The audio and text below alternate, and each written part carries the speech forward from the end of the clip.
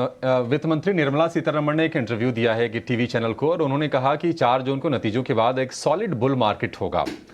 अच्छा, जो लोग कैश लेके बैठे हुए हैं सर, क्या वो वेट कर लें एग्जिट पोल के बाद का 3 तारीख का, या फिर उसके बाद 4 जून क्या करें, और नतीजों तक उनकी रणनीति होनी क्या चाहिए जो लोग बाजार को देख रहे हैं इस वक्त?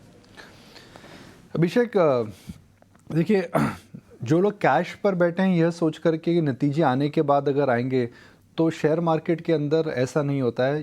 If you wait for in the robin the spring is going to be over.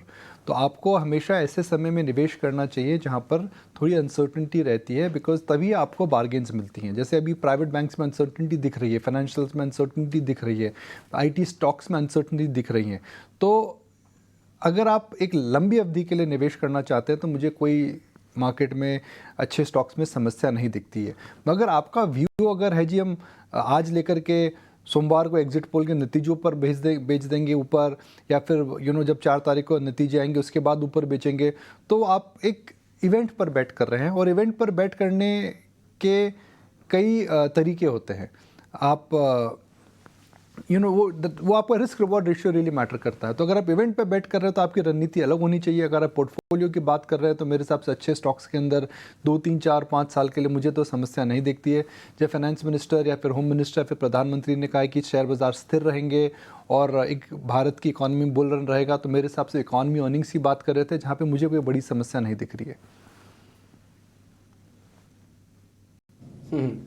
देखो सर, ये बात तो बिल्कुल ठीक है कि देश के 3 बड़े लीडर्स ये कह रहे हैं कि बाजार चल सकता है। ये बात भी बिल्कुल ठीक है कि मार्केट अभी करेक्ट ही नहीं हुआ। FIs पहले करेक्ट हो गए, उन्होंने तो बेच दिया माल।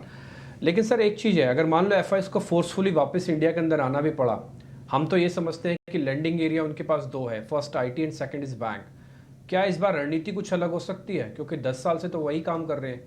अगर सरकार रिपीट होते हो सकता है ये भी कुछ नए फ्लेवर के साथ आ जाए। और डिम्पी हो रहा है ये, मतलब ये हम ट्रेडिशनल होल्डिंग्स की बात करते हैं, मगर आप देखें तो ऐसा नहीं है कि FIs ने IPOs में पार्टिसिपेट नहीं करा है। उन्होंने IPOs में पार्टिसिपेट करा है। ऐसा नहीं है कि उनके पास ओनरशिप NBFCs में नहीं है, ऐसा ओनरशिप NBFCs में भी बढ़ रही है। तो आई थिंक अब देखिए, FIs की भी कई क्लासिफिकेशन होती है डिम्पी। एक होते हैं इमर्जिंग मार्केट FIs, जो कि एक बास्केट में निवेश करते हैं, MSCI को अपना बेंचमार्क बनाते हैं। कुछ होते हैं ETF डोमिनेटेड FIs, जो कि ETF के अंदर निवेश करते हैं, ETF फॉलो करते हैं। बैंकिंग ETF हो गई, डिफेंस ETF हो गई, निफ्टी ETF हो गई, कंट्री ETF हो गई। फिर कुछ आते हैं FIs जो कि बॉटम्स अप इन्वेस्ट करते हैं, जो कि केवल स्टॉक्स पर व्यू लेते हैं, वह सेक्टर पर व्यू नहीं लेते हैं। कुछ FIs आते हैं जो कि टॉप डाउन जाते हैं, जो कि मैक्रो पर व्यू लेकर के आते हैं। तो एक जो पूरा का पूरा जो हम you can not paint everything with the same brush. तो हम FI के ऊपर भी ऐसा हमें नहीं सोचना चाहिए। मगर आप जो कह रहे हैं सही कह रहे हैं। Historically they've always invested in lenders, historically they've always avoided private public sector companies, historically they've always avoided companies which essentially are high on date.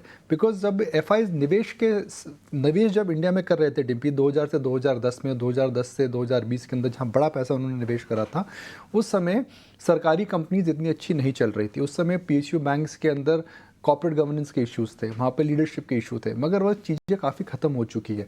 तो मेरा भी ये मानना है कि जो FI टिपिकल सेक्टर्स में आते थे वो सेक्टर्स में आएंगे, मगर उसके अलावा उनकी जो रेंज ऑफ स्टॉक सिलेक्शन होगी वो बढ़ जाएगी।